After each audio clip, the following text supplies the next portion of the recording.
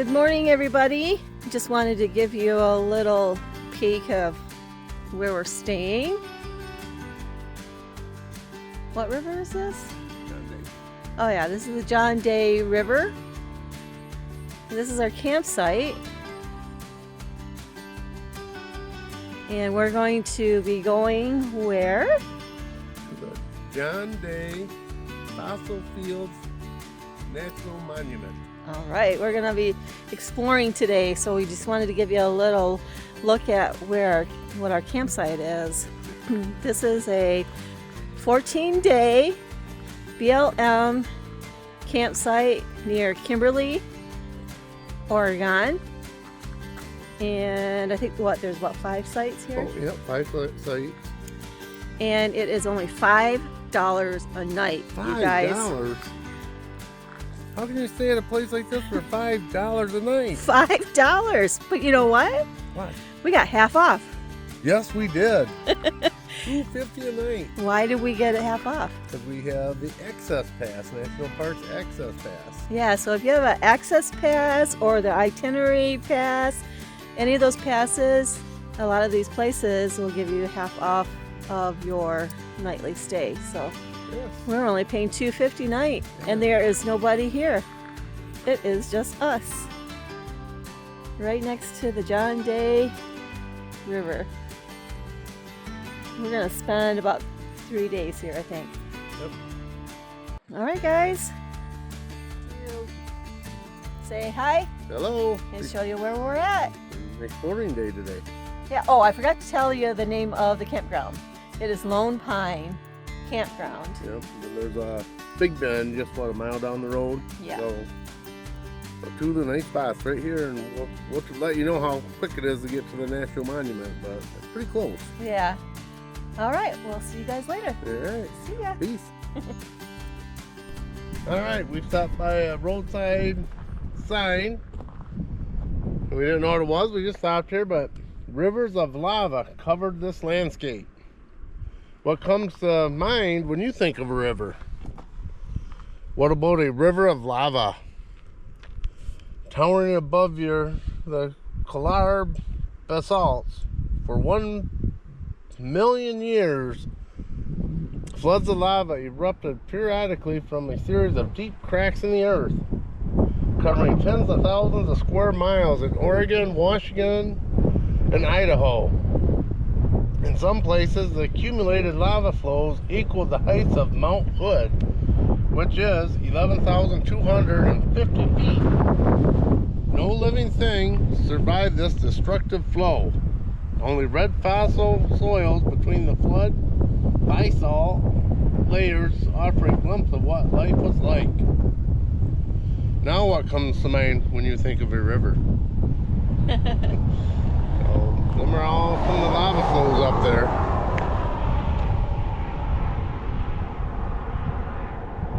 They're pretty impressive. Yes, they are. Hope you can hear this. The wind was blowing, so hopefully you guys can hear all this. Yep. And this kind of gives you what we're looking at over there, the lava. That's what we're looking at up there. That's pretty cool.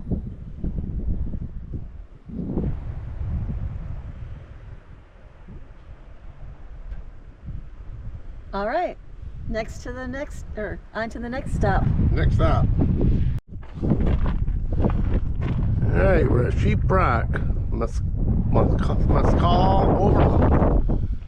Let's go see what we're overlooking. Or underlooking.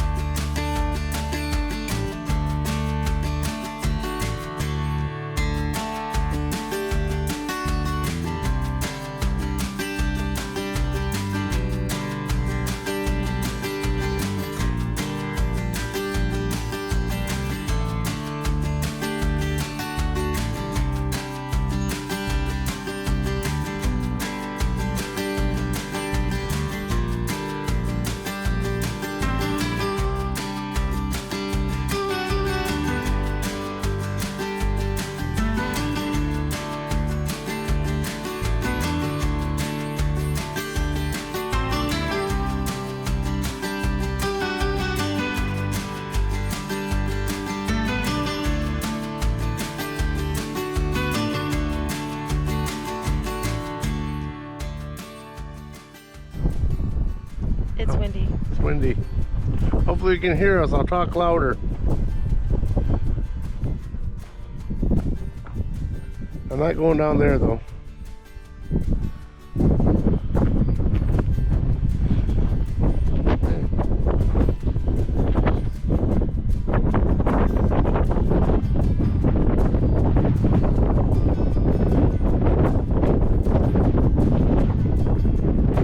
How fast can you run? 15 million years ago, the climate cooled and the grasslands replaced receding hardwood forests, as depicted in the landscape below. Find the hunting bear dogs, then imagine yourself trying to evade them in this wild open meadow. Long-legged hooked animals including horses, camels, and giraffe deer swiftly cross the grasslands to evade predators. So here it is. This is a bear dog.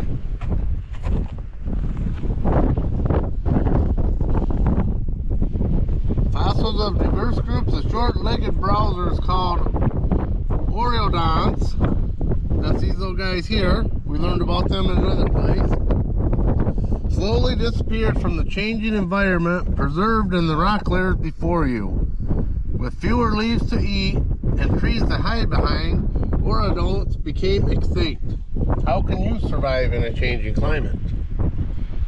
I don't know. As full-time RVers, we survive in many different climates. Yeah, our climate's changing all the time. Like right now, we went from down there, wasn't very windy, to wind gusts of 110 miles per hour. See? Woo! See my hair? Oh yeah. Alright. Before we go blow away, we're gonna go to the next. Yep, okay.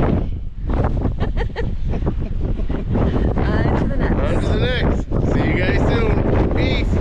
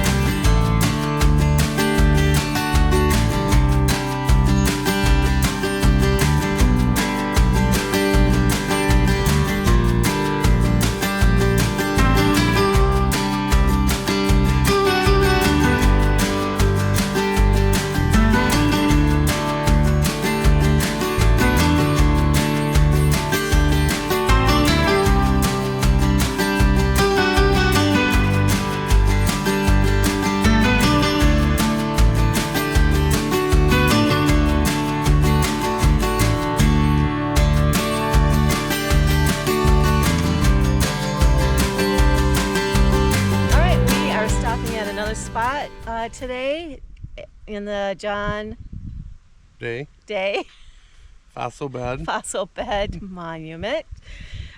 This one is the James Cant Ranch. Yep. So let's go learn about the James Cant Ranch. All right, let's go. Let's go.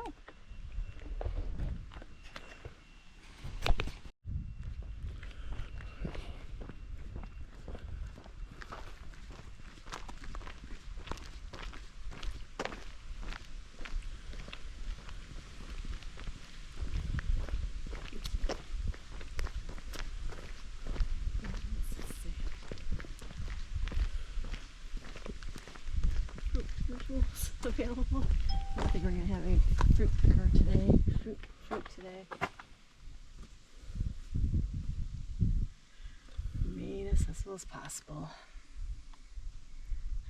So, this is a bad part about the government shutdown. Yep, we didn't think it would affect us, but yeah, when you is. go to the national parks and national monuments, some of their services are closed. So we can't go into the museum, we can't go into the visitor center, which is kind of sad. Yep, because this would have been a very cool part of this. Yeah.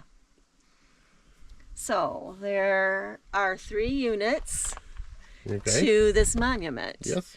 We are in the Sheep Rock unit right now. Okay. So we are down here at the Cant Ranch Historic District.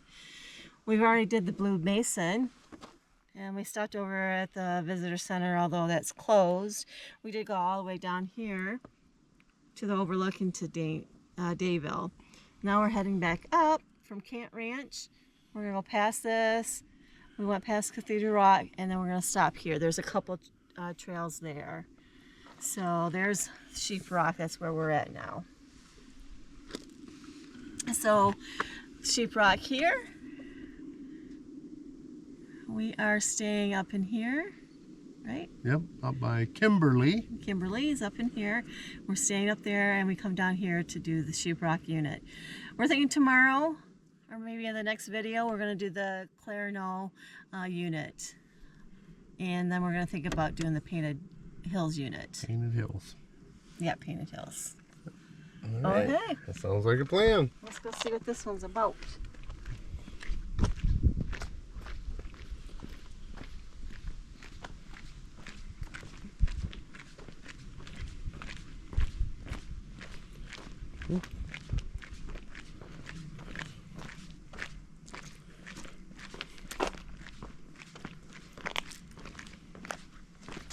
So it says, welcome to the John Day River. Hey, you are standing in the middle of the river shed. That was all river one time, I guess. All river. You are standing in the middle of a lively watershed, supporting a diverse community of aquatic and terrestrial life. And the John Day River is the longest free-flowing river west of the Rocky Mountains, flowing over 280 miles to its mouth at the Columbian River. Made up of 4 branches, the John Day River Basin carries water out of the Blue Mountains, which Blue Mountains are in Washington, right? Washington and Oregon. Yep. Sustaining orchards and crops, livestock, and human communities. The Plateau Indian fishing traditions are also entwined with the river, recalling a time when it was named the Mahaha. The Mahaha. Most of the John Day River has been designated a National Wild and Scenic River for its outstanding natural and cultural values. So, who was John Day? Who was John Day? Who was John Day? Well, as I look quick at the board, he was a trapper. All right. John Day was a trapper. So the river is named for a fur trapper from Virginia Oh. who saw opportunities in Oregon in the early 1800s. He was on his route to Austria. John Day and his companion were confronted by American Indians at the mouth of the John Day River. Although the two were stripped of their possessions, including clothes, they still managed to reach help. Later, the Oregon Trail travelers along the Columbia River would point out the site of the accident, thus renaming this river. All right. They even took their clothing. That's sad. Yeah. So, to the right of us, to the left of us Yep. is the river trail. Do you want to take the river trail? It's a quarter-mile trail. Quarter mile, we can do that, and then we'll come back and we'll do the old homestead. Walk around it because we can't go in. We can't go in it today, but we can go around it. And Yeah. Yep. Look at this. So That's an old crabapple tree. That's right. I was going to say, I want to see these crab apples. Because I said if you get a fruit picker, you can pick the fruits here.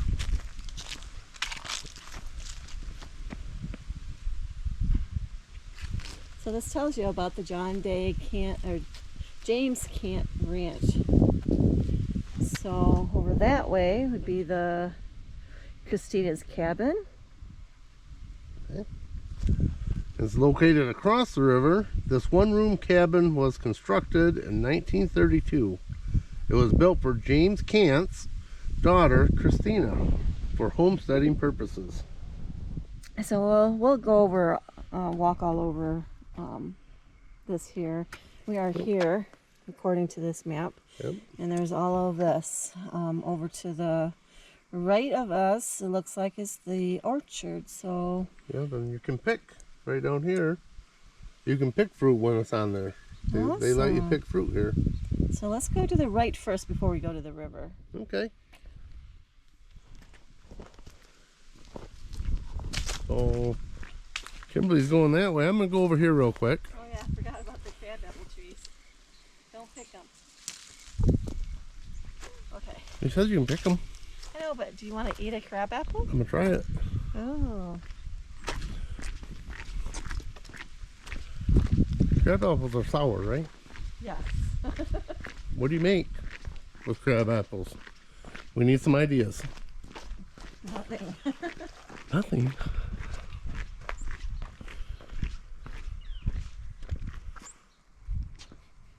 It says you can go this way, right? Yep. Look, there's a ram's head up there on the top of the building. Go in.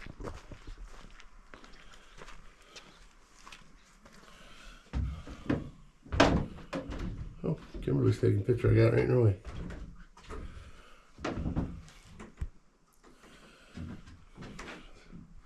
Anybody in the loft?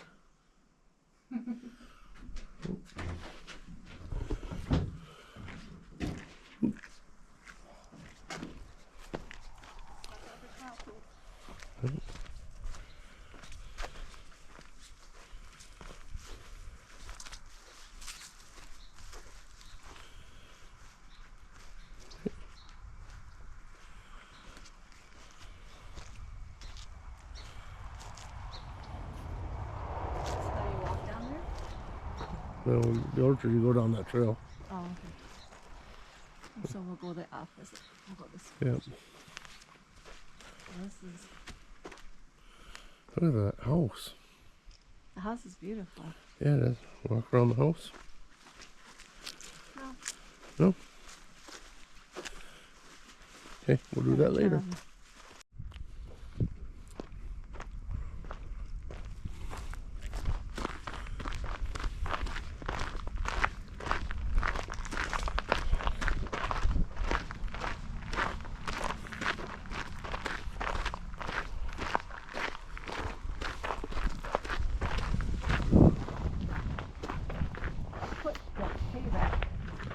All right, how many of you have used one of them before?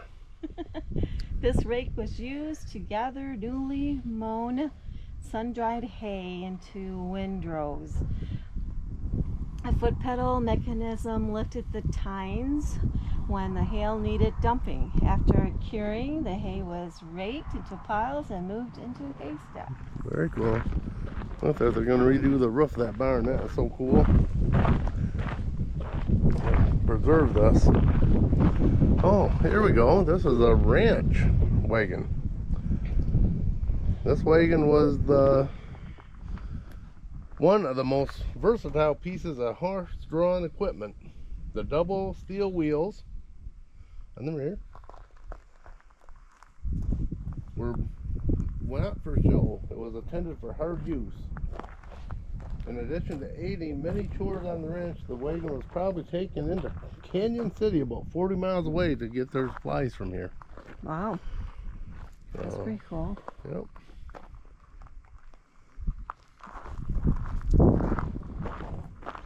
Yeah, there's double steel on that there wagon wheel. So this is a dump wagon. This 30 dump wagon has a commercially manufactured dump box built onto a homemade frame. It was used to haul rocks cleared from the hayfields. The rocks were used to reinforce the riverbank and to repair fording places across the John Day River. Cool. And they have restoration going on right now. Yep. I'm glad to see that. I wish we could go in there. I'm glad to see they're keeping this stuff going. All right. So I have never used one of these. this is a haystacker. This haystacker was built on site from mail order. I wonder if it was Sears. What? hardware and locally milled lumber. So all the steel and stuff, axles come through the mail. Then they use local lumber. A hay buck was used to push hay onto the fork. Back here. Horses pulling a cable attached to the fork lifted the load, tripping a lever near the base to release the hay. What a contraption. That is pretty cool. Very innovative. Yeah. It looks like way over there, I'm going to try to zoom in on the video, but way over there is the homestead, I bet. Yep. For Christina Yeah. Cant. Christina Cant.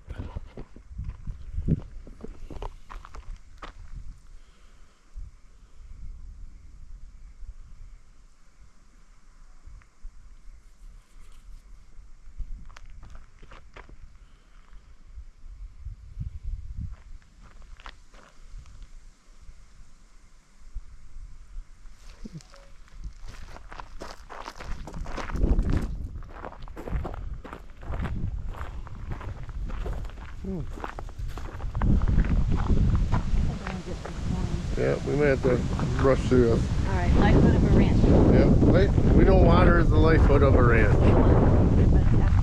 Yeah, we're going to buy the orchard. Looks like a storm's a brewing. Yep.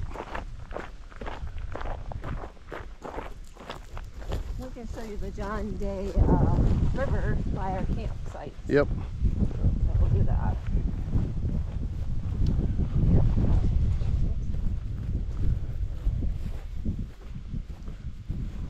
Here's their orchard. Very cool. They got cows in here. So the newer trees, they're protecting them.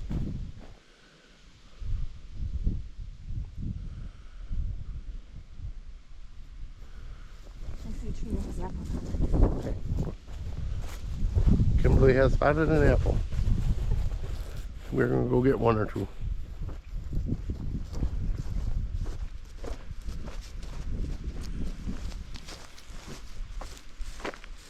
Oh, I got me some pie. What kind of pie? You don't want to know. Yep. We're pretty much done for. They're pretty much done. So I might get more. Oh yeah, we are. Look at these ones over. Oh, there's a pear tree. Where?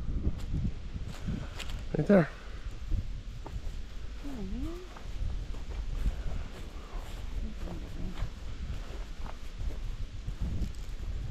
What is this? A palm tree? Yeah. Oh, Oh, just an apple. Tricky feather. That's all right. Okay, here you go. Oh, you're tall enough. I don't want one. Where's the pears? Way up there. Yep. Look at the size of that pear. That was huge.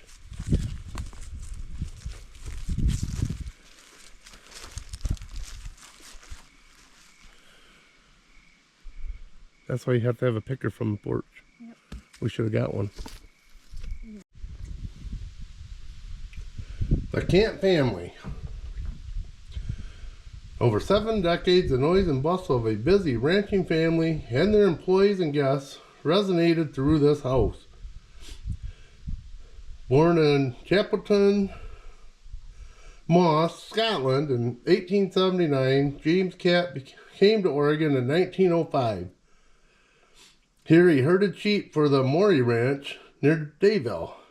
Soon he was able to send for Elizabeth Grant, his sweetheart, in Scotland.